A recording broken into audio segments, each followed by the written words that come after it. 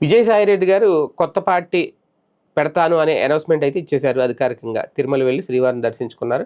అక్కడే శ్రీవారి సాక్షిగా చెప్పేశారు. అయితే ఇక పార్టీ విధి విధానాలేంటి, జెండా ఏంటి, అజెండా ఏంటి ఇవన్నీ విజయవాడలో ప్రెస్ మీట్ పెట్టి చెప్తానన్నారు. మేబీ చెప్తారు. ఒక ఒక 4, 5 రోజుల్లో ఆ వివరాలు కూడా వస్తాయి. అయితే ఈ లోపులో విజయసాయిరెడ్డి గారు పార్టీ పెడతారు అనే ప్రచారం లేదంటే ఆయన చేసిన ప్రకటన రాజకీయ పార్టీలో ఒక టెన్షన్ పుట్టిస్తుందా? వాస్తవానికి పార్టీలు ఎవరైనా పెట్టొచ్చు. ఆ పార్టీలు ఎంతవరకు ఇప్పుడున్న రీజనల్ పార్టీస్‌ని, ప్రాంతీయ పార్టీలని దెబ్బతీస్తాయి అనే లెక్కలైతే ఖచ్చితంగా యేసుకుంటారు. ఇప్పటికి చాలా పార్టీలున్నాయి. బీసీలకు సంబంధించి ఒక పార్టీ ఉంది. ఆయన రామచంద్ర యాదవ్ పెట్టిన పార్టీ. అలాగని చెప్పి ఆయనేమన్నా గెలిచారా? ఇప్పుడు కేఏ పాల్ గారు ఒక పార్టీ పెట్టారు. ఆయన ఇప్పటికి తిరుగుతా ఉంటారు. ఓకే. ఆయన ఎక్కడ పోటీ చేస్తారో ఏంటో కూడా ఎవరికీ తెలీదు.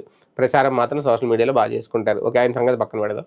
అలాగే మొన్న మధ్యన లక్ష్మీనారాయణ గారు సీబీఐ మాజీ జేడీ ఆయన ఒక పార్టీ పెట్టారు. ఓకే.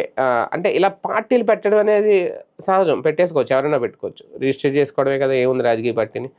తర్వాత దానికి సంబంధించి నిజంగా అధికారంలోకి వస్తారా? ఎందుకు పెడతారా? ఏంటనేది తెలీదు. అంత చరిష్మా ఉండి తండ్రి పేరు పెట్టుకున్న వైఎస్ఆర్‌టీపీ అని పెట్టి తెలంగాణలో పెట్టి నిలబడలేక ఆ పార్టీని విలీనం చేసేసి ఆంధ్రప్రదేశ్ వచ్చి పీసీసీ చీఫ్‌గా కొనసాగుతున్నారు వైఎస్ షర్మిల. కానీ ఇప్పుడు విజయసాయిరెడ్డి గారిని అలాగా పోల్చాలా వద్దా అనేది రేపొద్దున్న ఆయన పార్టీ అనౌన్స్ చేసిన తర్వాత ఆ పార్టీ విధి విధానాలను బట్టి ఉంటది. ఏంటి అనేది. ఆయన నిలబడగలుగుతారా? లేదా వీళ్ళతో కలబడగలుగుతారా? లేదంటే ఎవరితో అయినా కలిసి నడుస్తారా? ఇవన్నీ పార్టీ పెట్టిన తర్వాత తెలుస్తాయి. ఎందుకంటే ముందు ఊహించలేం. అందరూ పార్టీ పెడితే అంటే ఒక లెక్క ఉంటది వాళ్ళకి.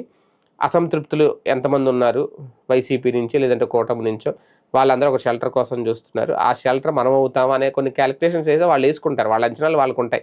అవి మనకు తెలీదు. మనం గెస్ చేయలేం గూడా. కానీ కొన్ని కొన్ని మనం గెస్ చేయొచ్చు. ఆ అంచనాలతోనే వాళ్ళు ముందుకొస్తారు. నిలబడగలుగుతారా లేదనేది మాత్రం చూడాలి.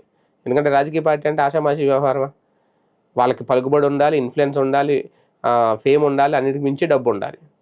పవన్ కళ్యాణ్ గారు చాలా సార్లు చెప్పేది అదే కదా! రాజకీయ పార్టీ నడపడం అంత ఆషామాషీ వ్యవహారంగా నడపలేను.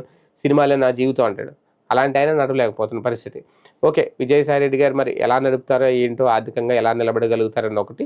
అలాగే నిజంగా ఇప్పుడు అధికారంలో ఉన్న పార్టీలు గాని, ప్రతిపక్షంలో ఉన్న పార్టీని గాని టెన్షన్ పుట్టించేలాగా ఆయన పార్టీ ప్రకటన ఉంటుందా అనేది ఇక్కడ వేచి చూడాల్సిన అంశం.